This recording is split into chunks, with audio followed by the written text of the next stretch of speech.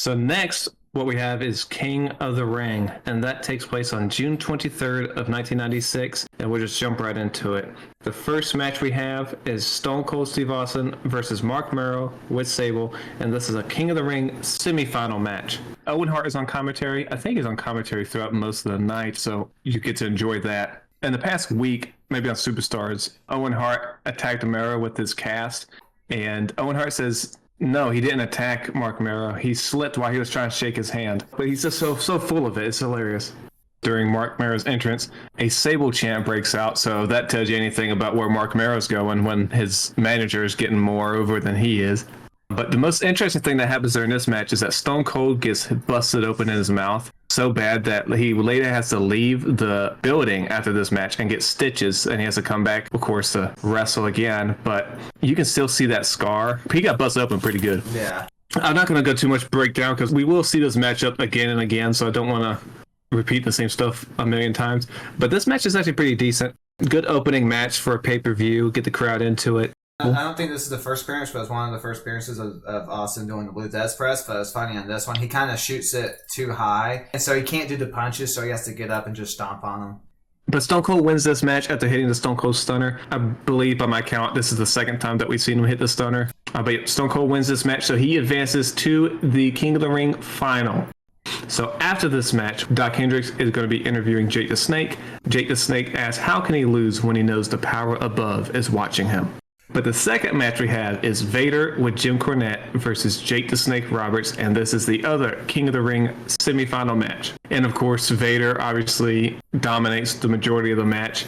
He has some stiff shots on Jake with some of the punches, which I think is pretty standard for Vader. Throughout the match, McMahon brings up Jake Roberts' age of 41, in which they make it seem like it's really, really old, which is funny because now 41 is nothing to a wrestler. Jake's 41 hits a lot different than 41 these days. Yeah. But I brought it up because Owen Hart continuously, during commentary, every single time he brings up Jake's age, he always bumps it up. So, like, at one point, he's like, oh, he's 40, and then he says 50, and he's like, I think he might be 61. So, it's pretty funny. 41-year-old. 51 or 61, I'm not sure. But to the match, Vader gets Jake in the corner, and he goes to hit a splash in the corner, but he misses. And Jake hits the DDT on Vader, but the ref is pretty close to where they are, so Vader's arm kind of hits the ref, and the ref calls for the bell and DQs Vader. I thought it was pretty weak disqualification. I would have preferred, if Vader was going to lose this match, for him to just beat Jake the Snake down to where he breaks a 5 count and gets DQ'd himself. I feel like that would have been better too. After the match, Vader attacks Jake and he gives him a Vader bomb, just beating him down before his next match in the finals with Stone Cold. But again, it was a short match, and I didn't think it helped Vader's push, but that is what it is. And then on the network, it cuts to a Coliseum exclusive, which I guess was like if you had bought the VHS, it included this extra interview, and it was Jim Cornette and Vader. Basically, Jim Cornette's trying to console an angry Vader. Jim Cornette's saying the ref was crooked, and Vader's saying no one beat him, he's the King of the Ring. And then Jim agrees with Vader that he says, if you are King of the Ring, Jim Cornette's acting as if he's scared of Vader, which you should be if Vader's pissed off. Yeah, Vader's just backstage losing it, so yeah, he's just trying to calm him down. But for the next match, we get the Godwins with Hillbilly Jim versus the Smoking Guns with Sonny, and this is for the WWF Tag Team Championships. Before the match, we do get a backstage interview with Sonny, and on the free-for-all match, they show the Body Donna's new manager, which is Cloudy, who is clearly a man dressed as a woman. And this, of course, is a pun. Sonny's name is obviously Sonny, so we get Cloudy, opposites. Hilarious. Billy Gunn gets on the mic and he says he knows what is eating Phineas up, and that is Billy Gunn made Sonny feel things that she never felt with Phineas. And this, of course, enrages Phineas. Vince interviews Cloudy during the match. He's wearing basically Sonny's Body Donna attire. Cloudy does claim that they feel the outfit better than Sonny. As Cloudy leaves after the interview, Owen Hart says Cloudy's got a lot of potential. Or so Cloudy has potential. I thought it was funny. Back to the match. I really don't have anything interesting about the match per se. There was a point where Billy Gunn hits the Famouser for a 2 count. 1, that don't call it a Famouser. 2, it's not his finisher at the time. Didn't realize he had it in his moveset. I can't remember what they call it. I think it's just something leg drop or something. But yeah, no, it's more like his signature back then. But for the finish, Bart Gunn hits Phineas in the back of the head with his boot, and Billy Gunn covers him for the win. After the match, the Godwins attack the Smoking Guns, and Owen Hart calls them sore losers. So Smoking Guns retain. Tag team division is still weak as ever. Tag team matches whenever they're on Raw at this point are kind of like the low point, the bathroom break. But then we'll move on to the backstage interview with Jim Cornette and British Bulldog. Cornette tells Shawn Michaels that his time is up and that is Bulldog's time now. Mr. Perfect walks in and he is wearing a referee shirt because remember, he is going to be the special referee tonight. Doc Hendricks says Mr. Perfect shouldn't be in the dressing room since that could look like collusion. And then Bulldog says, what do you expect? Mr. Perfect to be in Shawn's locker room? He might get his wallet stolen. So that was funny. But the next match we have is Jerry the King Lawler versus the Ultimate Warrior. The match itself is garbage, but the most interesting thing is King's entrance when he walks down. He gets on the microphone and he just starts ripping into the crowd, making fun of the baseball team, the Milwaukee Brewers. And I'll tell you some of the jokes he told some of the fans. He told a fan that a big night for him is to get all dressed up and pet the farm animals. He tells another fan that he saw him in the bathroom getting a drink of water. He likes to use that one. Or he asked the child if that is his face or did his neck throw up. You know, he just ripping into all these people. He tells the crowd they're pathetic. He's just roasting people all over the face. And he tells one of the female fans there that she is the reason that men turn out to be like Goldust. And then he starts saying that the crowd should be kissing his royal feet. King says that the Warrior has overstayed his welcome, which he kind of has. He's not going to last much longer. But then eventually the Warrior comes out during his entrance. The Warrior and during like the Attitude Era. I know WCW tried it and it failed spectacularly. Yeah, no, a Warrior, no, he doesn't fit. But, of course, the Warrior comes out. King hits Warrior with the scepter that he took from the King of the Ring prop, and he starts choking the Warrior. The ref eventually takes the scepter away from King, so King starts choking Warrior with his jacket, and then he starts choking Warrior with a wrist tape. A lot of choking going on. King eventually hits his power driver, which, of course, the Warrior then no-sells. He stands right back up and does his, instead of hulking up, he would do his Warrior up, you know. He'll win this match with the flying shoulder tackle. He doesn't even do the splash. And then afterwards, he walks up to the King of the Ring set and picks up the crown and leaves. Total waste of time. The only reason to watch this would be just to watch King roast people on the way to the ring. And this is Warrior's last pay-per-view match in WWF. So we're glad to see him leave. Think about this. The recap of his pay-per-view matches that I can think off the top of my head. WrestleMania. Triple H versus Ultimate Warrior. Trash. Goldust versus Ultimate Warrior. That wasn't even a match. Third, we get King versus Ultimate Warrior. Again, nothing. So, I mean, what has the Warrior done for WWE? Nothing. The Goldust was the worst one because he spent half the ring, doing the chair shit. Yeah, but let's just move on from the Warrior. But after that match, if you want to call it that, we go backstage with Doc Hendricks and Gorilla Monsoon, and we see Jake the Snake getting taped up because, remember, he just got attacked by Vader. Gorilla says Jake is 41 years old and doesn't have that many chances left, so he will let Jake continue if he wants to. But if Jake says he wants to not do it, then he won't.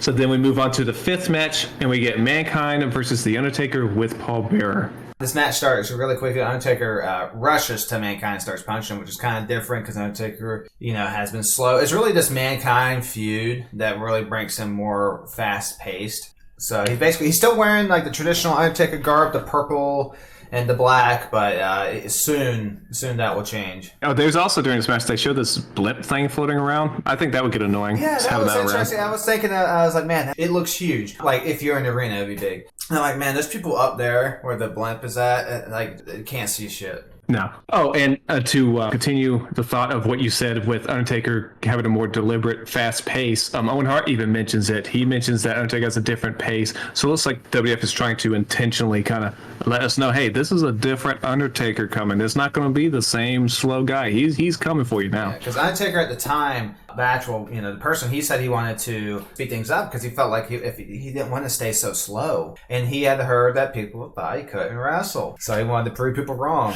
And I think it was Bret Hart that helped him realize that he can go. I think there's an interview with him where he talks about it. I want to say it was Bret Hart, but yeah. So then he finally starts wrestling fast, and he shows people he can be a pretty damn good wrestler. Yeah, I definitely liked Undertaker more. Like starting from the Mankind feud on is when I kind of like Undertaker more, just because that slow mess that he was doing, I'm not a fan of. And before this, he was not having good feuds. He's got that like kind of feud with Goldust, King Mabel.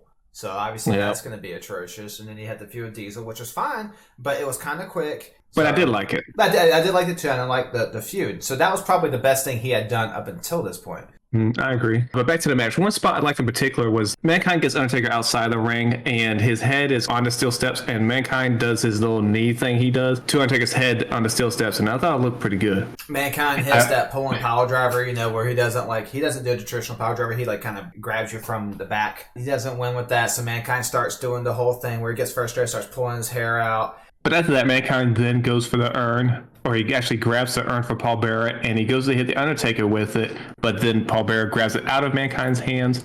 Mankind then says, okay, I won't hit him with that. I'll just put the mandible claw on the Undertaker. And while he has the mandible claw on the Undertaker, Paul Bearer gets on the apron, and he looks like he's about to hit Mankind with the urn, but Mankind moves out of the way, and Bearer hits the Undertaker with the urn. And then Mankind puts on the mandible claw again on the Undertaker for the win, and then Mankind chases Paul Bearer away with a chair. So this feud continues, and I'm happy to see it.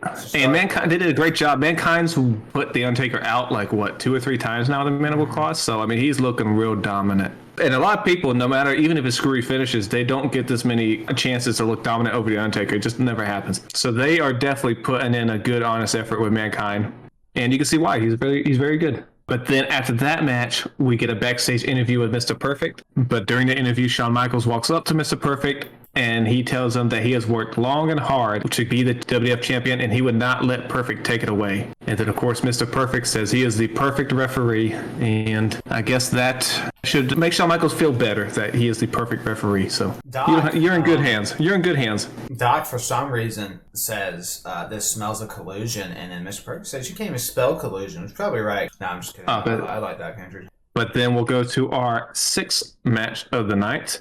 And it is Goldust versus Ahmed Johnson. And of course, Goldust is the Intercontinental Champion. And this is an Intercontinental title match.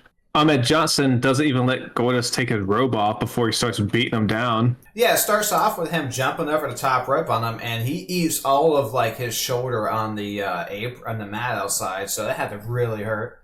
But he did a lot of dumb stuff like that, where he would constantly get hurt because he was just doing too much. Yep, if everyone knows Ahmed Johnson's career, it was followed by moments of success, followed by moments of injury. It just killed his momentum every time. Yeah, every time. He whips Goldust back into the ring. Eventually, Goldust does get the upper hand.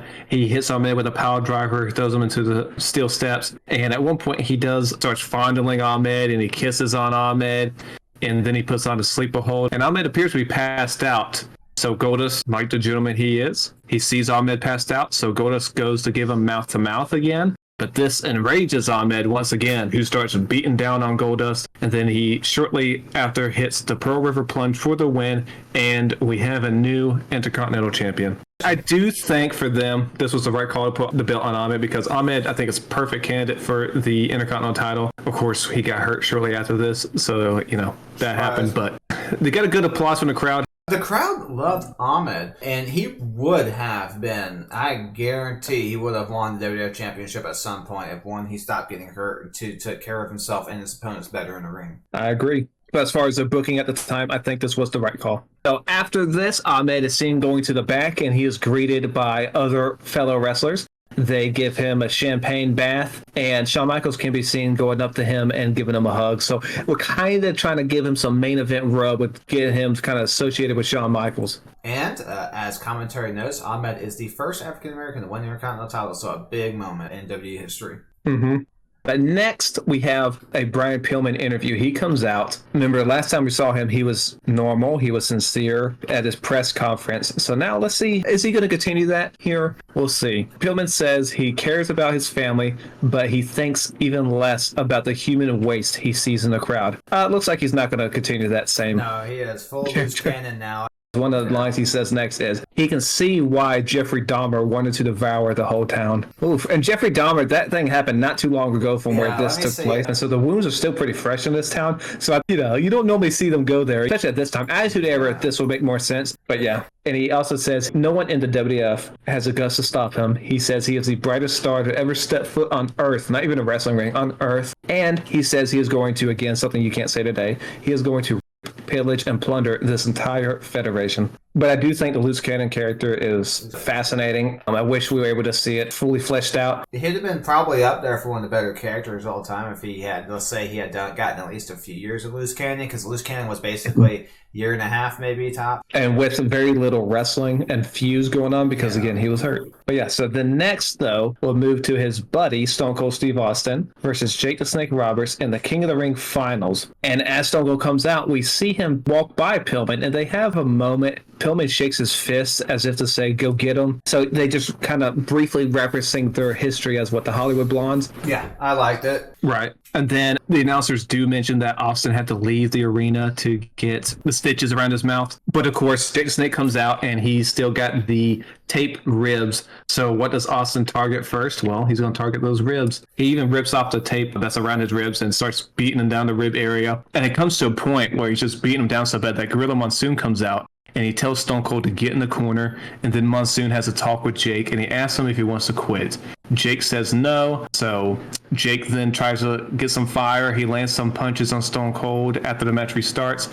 He goes for the DDT, but Stone Cold kind of pushes him to the corner, and then he lands the Stone Cold Stunner for the win. So the match itself, again, not the best thing, because, again, it's more just a beat down. I don't know if that was a plan going in, or if they took it safe just because Stone Cold had the I was injured wondering mouth. that, too. It's like, did they do the Jake Roberts angle because of the injury, or was that the plan all along? But anyway, it's effective. Yeah, he wins. So Stone Cold is the 1996 King of the Ring winner. And the rumor is that Triple H was supposed to win it, but of course the curtain call happened. I think Stone Cold would have been fine even without this moment, but it did birth 316, so who knows what would happen without the Austin 316. Yeah, I agree. Because like you said, right after this, Stone Cold goes into the famous promo. Coronation. I'm not going to do the coronation promo. I'm not going to go here. We've all heard it a million times. If you haven't heard it, go watch it. It's one of the most iconic wrestling promos. But I've heard Stone Cold talk about this promo, and he didn't go into it planning on getting those catchphrases over, but he says he knocked 2 catchphrases in one promo, and that's hard to do because he did that's the bottom line because Stone Cold says so, and the Austin 316 line there. So I mean, this promo knocked it out the park. Now he isn't going to rise to be a megastar overnight,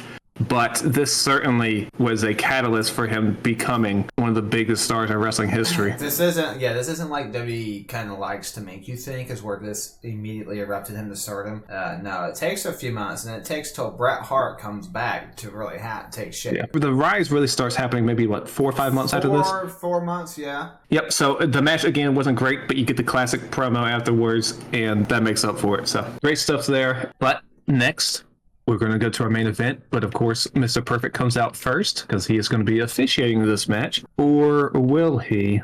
We'll see. This is the main event, the British Bulldog with Jim Cornette and Diana versus Shawn Michaels with Jose Lothario for the WWF Championship. As Bulldog comes out, Owen stands on the announce table saying, "We love you, Bulldog. We love you, Diana." Just cheering on his brother-in-law. Another funny Owen Hart deal there. But before the match starts, Gorilla Monsoon is seen with Howard Finkel.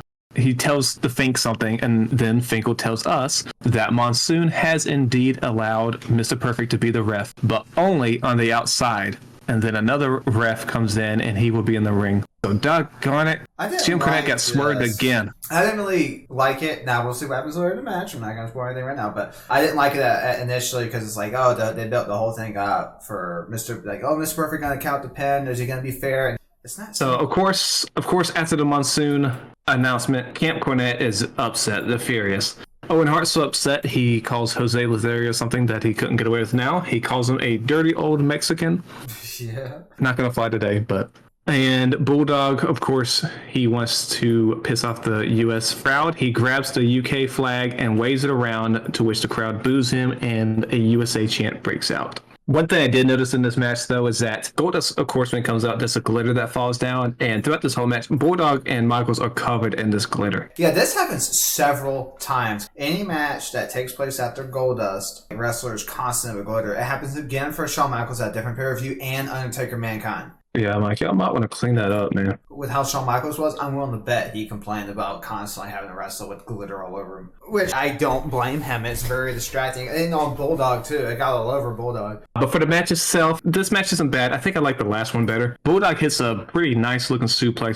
Anyway, there's a spot I like the match. So, Shawn Michaels Irish whip Bulldog. Bulldog reverses it to his own Irish whip, then he catches Michaels into a military press, and then he backs up and just dumps Michaels out of the ring. And that it must have been a hell of a spot to take as your Shawn Michaels. Now it does look like when Shawn Michaels falls, he puts his feet down, so it looks like he does catch himself pretty good. But still, so that one was a really good spot. But I'll go ahead and go to the finish.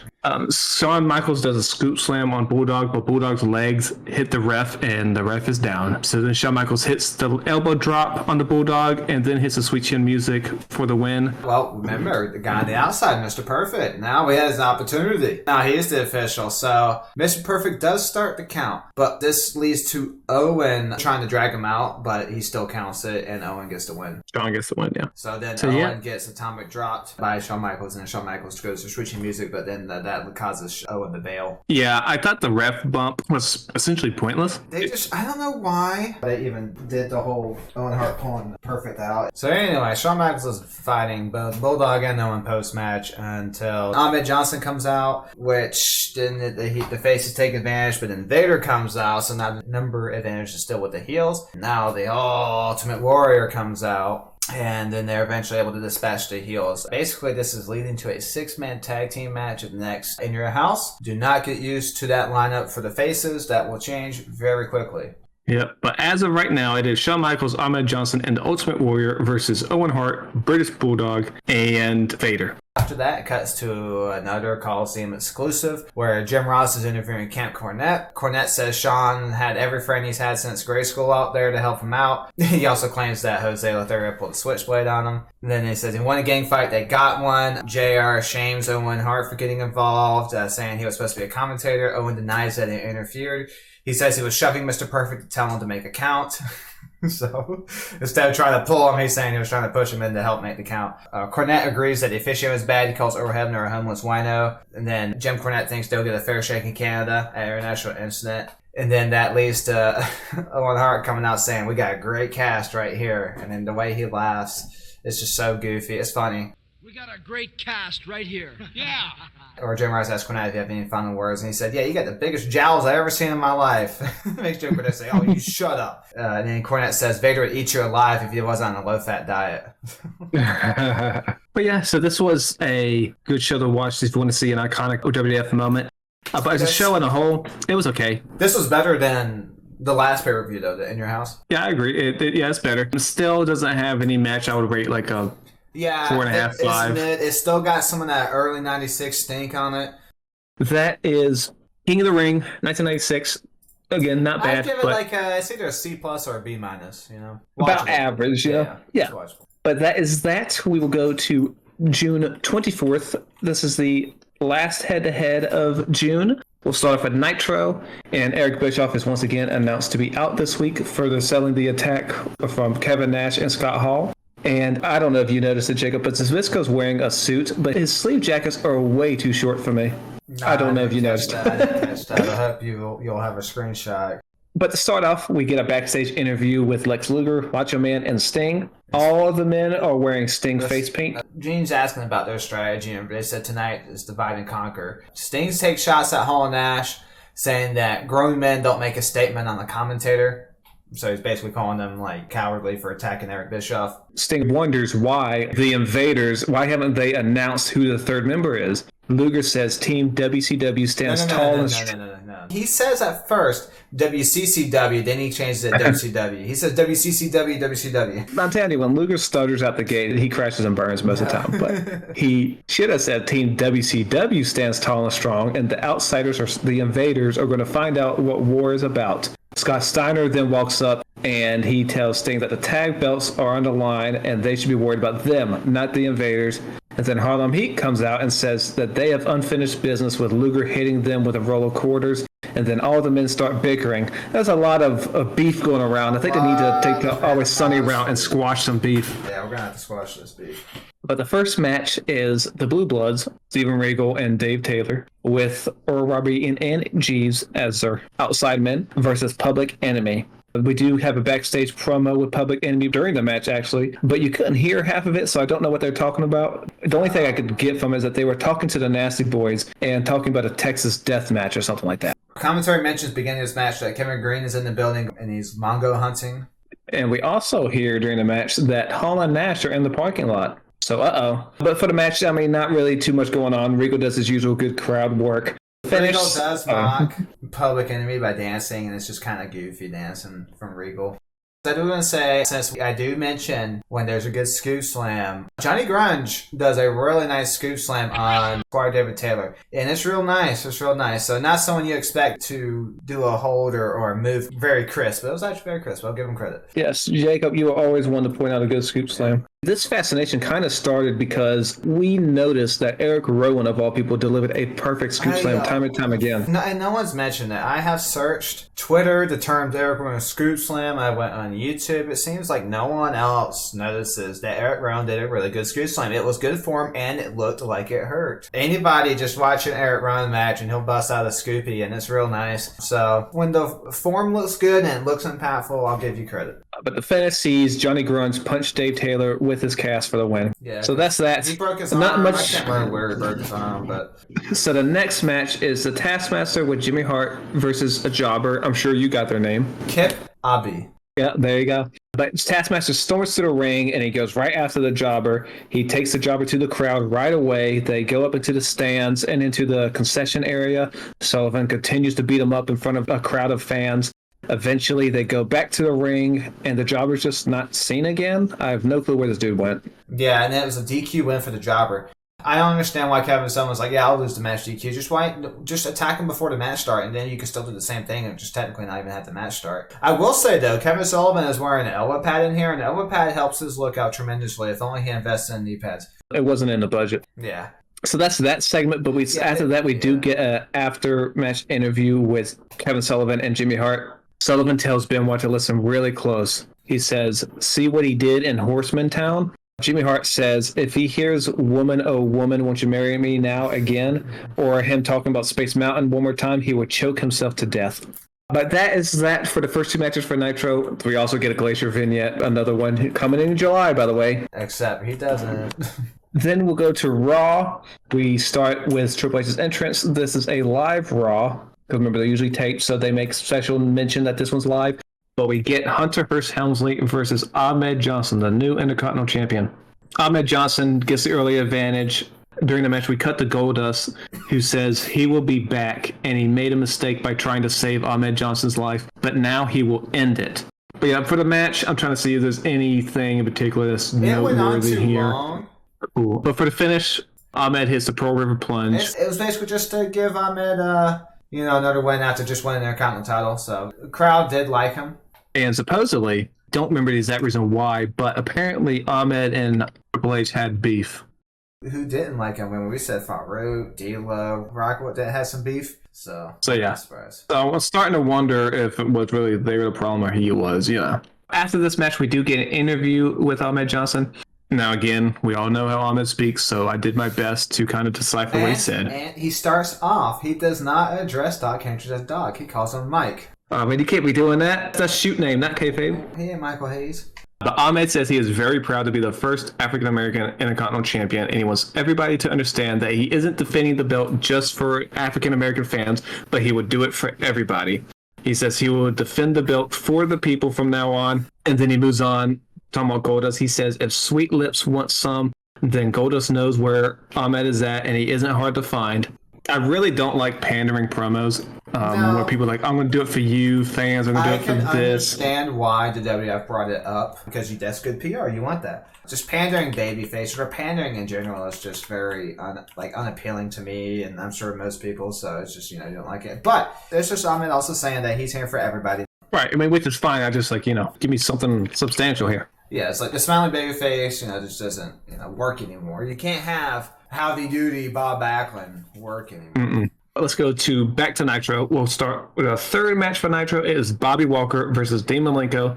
If you remember Bobby Walker from one of our other episodes, he is the man who botched essentially every move he tried to do in a match. So we'll see if he does a little bit better here. Malenko, again, with a lot of his matches at this time, is applying different submission holds. So depending on how you like your wrestling, you may not like his matches at this point because he continues the same thing here. This match I thought was pretty decent. Now, during this match, again, I always mention when there's a good scoop slam, Dean Malenko does a great scoop slam in this match on Bobby Walker. Of course. And good luck to Mr. Malenko. I believe he said he has a tumor, right? He has Parkinson's, I believe. But I can't remember who. Someone said, I think it might have been Jim Ross, said that Dean Malenko just recently got surgery on his brain, so hopefully that helps. But he does do a good scoop. Honestly, Bobby Walker doesn't do too many botches. The ending of this match, Disco Inferno comes out because they're doing this feud with Disco and Dean Malenko. Disco comes out and like dances on the turnbuckle second rope during the match, and Dean Malenko monkey flips Bobby Walker. Bobby Walker manages to land on his feet. But Bobby Walker, being the dummy that he is, he sees Disco dancing and goes to confront Disco. And as his back's turned to Dean Malenko drop kicks him into Disco. And then that allows him to be a Northern Lights suplex for the dub. There's a good Northern Lights suplex too, of course. So after that, we do get an after-match interview with Dean Malenko. Disco appears to be thinking about hitting Malenko with his record that he came out with, but Malenko sees it coming, and Inferno tells Malenko that he was stinking up the joint, and he just figured that it was a perfect time for him to come down and dance. He says Malenko may have been up 1,000 holes, but he sold 1 million CDs. Yep, and Malenko says he is the man of 1,000 holds, but it will only take one to take Disco out. This is a mini feud they're building. This isn't going to last long, but I kind of dig it. This is kind of the most I've used Disco. And after this, our next match for Nitro is Barbarian versus Eddie Guerrero. Y'all and we have not seen seen this match. Yes, but we have not seen Eddie Guerrero too much recently. I believe he was in a tour in Japan. Yeah, he was like doing Japan tours and all that. Because him and Benoit and all them.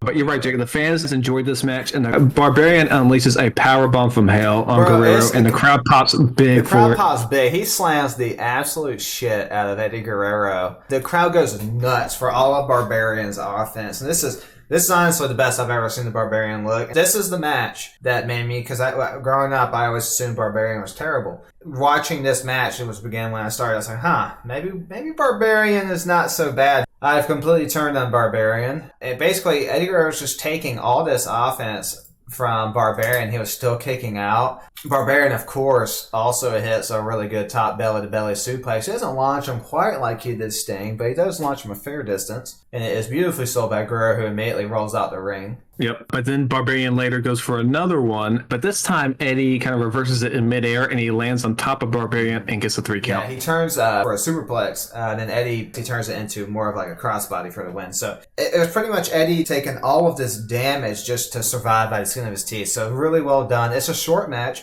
but it's definitely one you should check out. It is, if I had to rank Barbarian matches, it's probably my favorite one. We'll still see. I got more to watch, but it was really good. And then also it helps that the crowd was super into this match.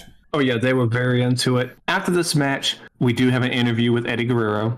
Gene recaps the match that Eddie had uncensored. Guerrero says he got hit below the belt by Conan, and he thinks he deserves a U.S. championship shot. And then Gene starts asking him about the Invaders, and Guerrero says he lacks respect for them, and he wishes he was chosen for the match for Team WCW. But yeah, that's that. Let's go ahead and move on back to Raw, where the second match we have is the Body Donnas with Cloudy versus the Brooklyn Brawler and Jerry Fox. I actually got the job of nicknames that time.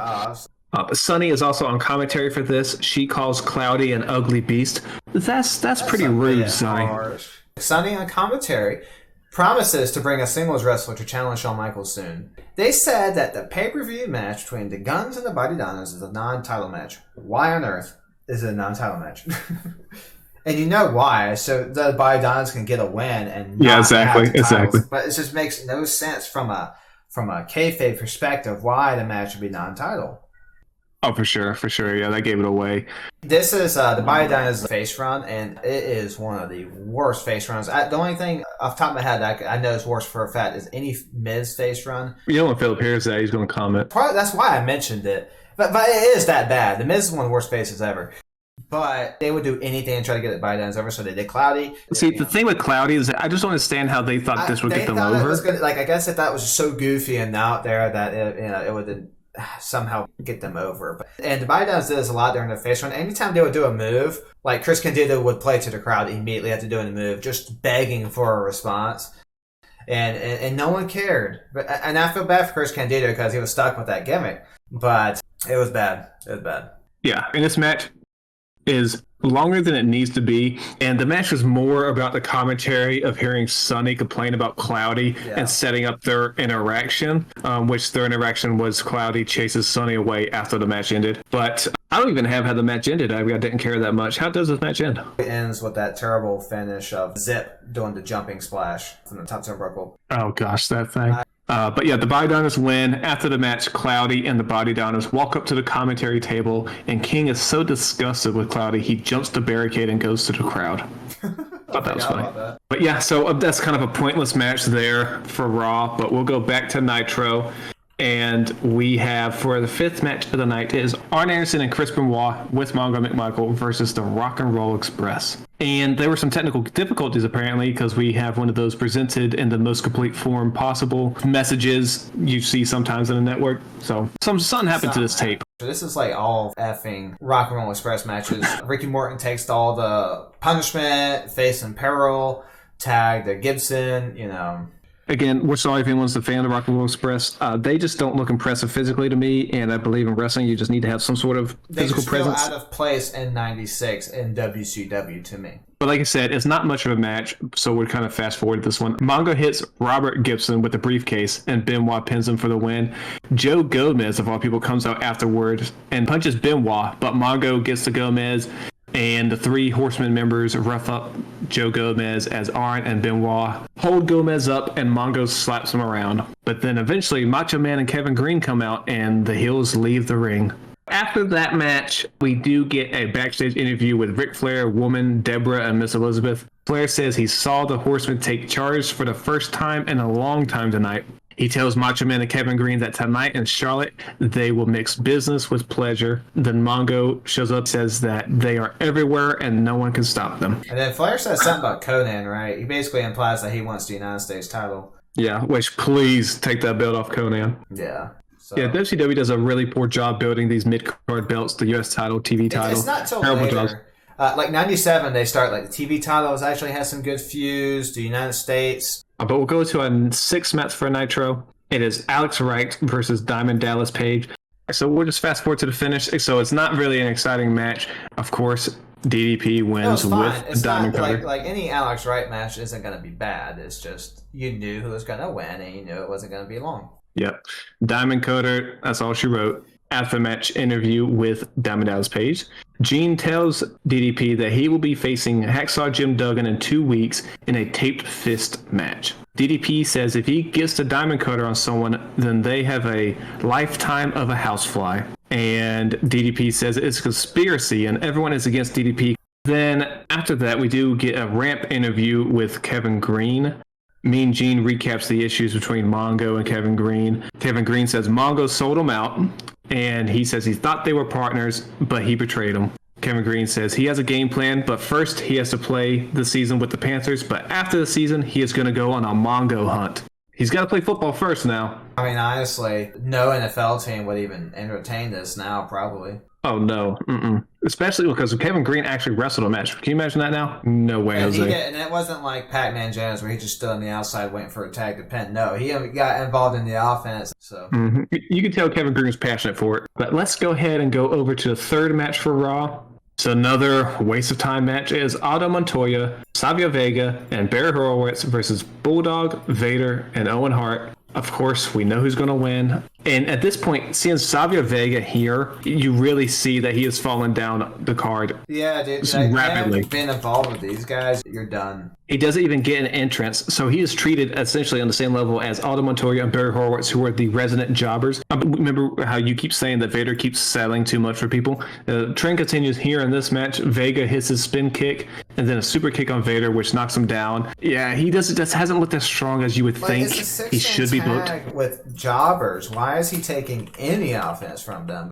Yeah, and I know it can get kind of boring saying, yeah, they should just dominate the match with the other person not getting offense in. But in this case, I think with Vader, to build him the way you need him to be, you kind of have to do that for a little bit. Yeah. But the finish for this match sees Bulldog hit the running power slam for the win, and then the three Camp Cornette members celebrate in the middle of the ring. After the match, we see Brian Pillman come out. He's on crutches. as we go to commercial. And then during the commercial break, we have a Warrior University ad, I believe it is. It's with a dude in a wheelchair. When the commercial aired, I was like, dude, what is this? It seems so out of left field, you know? Yeah. But it's just an ad for the Warrior. It's just this guy in a wheelchair working out, talking about how he's overcoming adversity. And of course, that's what Warrior University is going to do for you. We'll just go ahead and wrap up Nitro first. So the 7th match for Nitro is VK Wall Street versus Macho Man with Kevin Green. We're not going to bore you with this one. Macho Man wins. Immediately starts the match, beating up VK Wall Street. So it's basically an enhanced match just to give Macho Man some momentum heading into the pay-per-view match.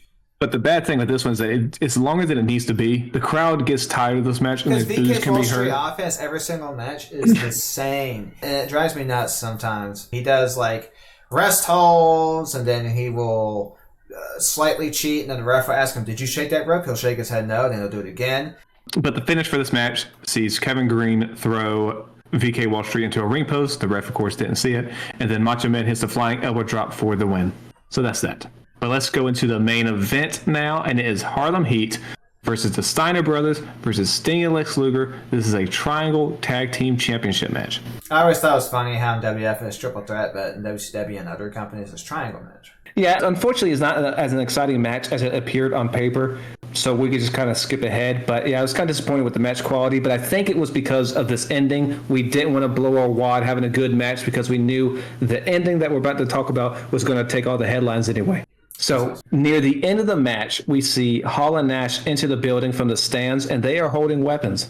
Cops swarm the arena and stand in the ring. Baseball bats. Yes. Yeah. During the chaos, Booker T pins Lex Luger and wins the match. New tag team champions, Harlem Heat. But the pin kind of was like under the radar almost because you're paying so much attention to Hall and Nash. You kind of almost missed the pin. And I want to say, this is Booker T and Stevie Ray's first win as a tag team of 96 on Nitro or pay-per-view. Wow. Yep. Okay, so I am a dummy and never truly realized why Sting had the bat, and that's obviously because the NWO used bats. So I never connected those dots as a kid. Just thought he liked to use the bat to attack. It was an effective weapon. Yeah, like it looks cool. Yeah. But yeah, it's obviously representing the NWO using bats because they use bats several times. So, yeah, that's the more you know. But of course, Hall and Nash I don't believe they get physical during this whole ordeal. No, they do like a stare down with the Harlem Heat, and the Harlem Heat like raise the titles up, like the taunt, like, yeah, we're the champs. While I was disappointed the match wasn't great, the ending here was very effective, and really, I could see why people would really want to tune in to Bash at the Beach. And it's a good way to get the belts off of Sting and Luger. Yes. Another note that I made, this is Sting's first Nitro main event loss. This is Sting and Luger's first tag loss in all of 1996, and Sting and Luger's individual tag loss period. I did like them as tag team champions, and I liked a lot of the story bits they had, and it did seem like they were setting up Sting versus Lex Luger, but of course, with NWO coming, we're not going to get to that. Yeah, I imagine the plan for Starrcade for that point was Sting and Luger, but, things change, plans change. So very effective ending. I liked it. We'll see how it compares to Raw's. And the main event of Raw sounds nice on paper because it will eventually be a big main event. So the main event we had tonight is Stone Cold Steve Austin versus The Undertaker. And they do show us a close-up of Stone Cold's mouth injury from last night. It looks pretty gruesome, to be honest. That does not like it felt good. Dude, I can't imagine how it must have been in the months, waiting for that to heal. We all know those take forever to heal, and they're painful. And, of course, King does make reference to Paul Bearer's air quote accident from last night. And he makes fun of Paul Bearer for hitting The Undertaker with the urn, and he prods and asking, hey, was that on purpose? As far as the match, was there anything in there that really isn't. So I'm just going to jump into it. So this is probably one of the lesser matches.